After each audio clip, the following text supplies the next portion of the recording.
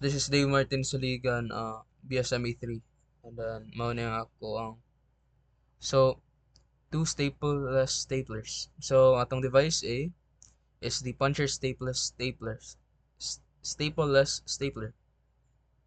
So, how it works is that it punches a hole through the paper and folds the flaps, then tucks them into a slit, fastening the papers together. So, I'll show an example. Here.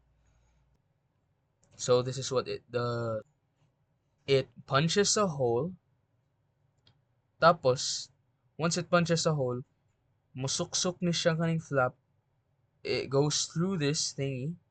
And then when you pull it back, like, once you let go aning a lever nini, it pulls backwards and tucks the flaps through the slit.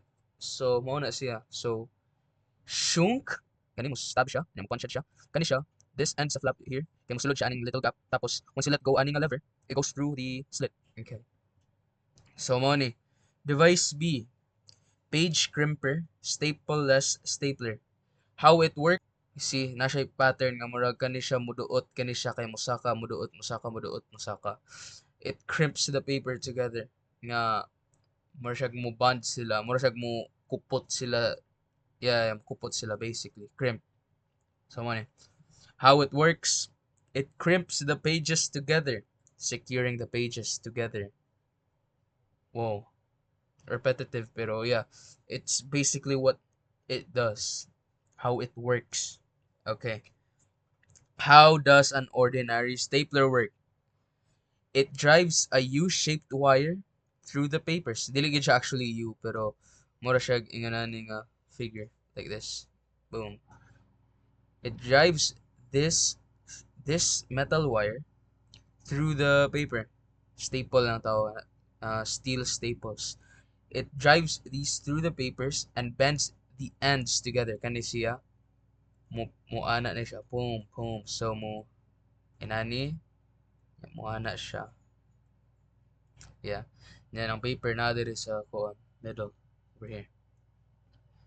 Securing the sheets in place. So, what makes the stapleless staplers unique?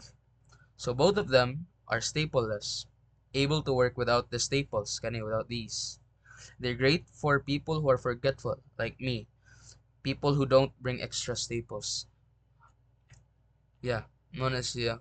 Wa ka nag-require og staples. So, yeah, mo na siya naka-unique niya. Pero overall, nagi siya limitations. Mo na siyang next na part sa ako paper.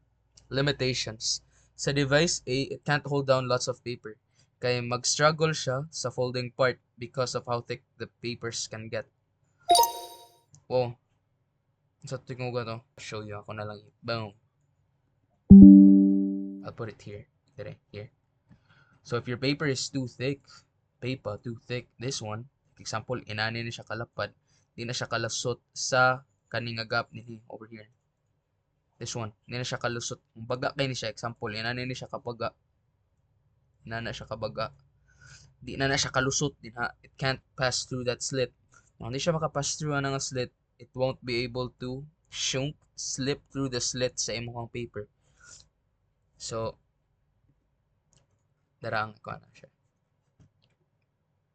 It can't hold lots of paper. It can't hold down lots of paper. Sa device B, it also can't crimp thick papers together. Kaya when papers get thick, they get thick.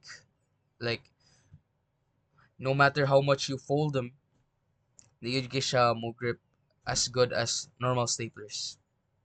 That's all. Thank you. This is Dave Martin Al Saligan. Bye-bye.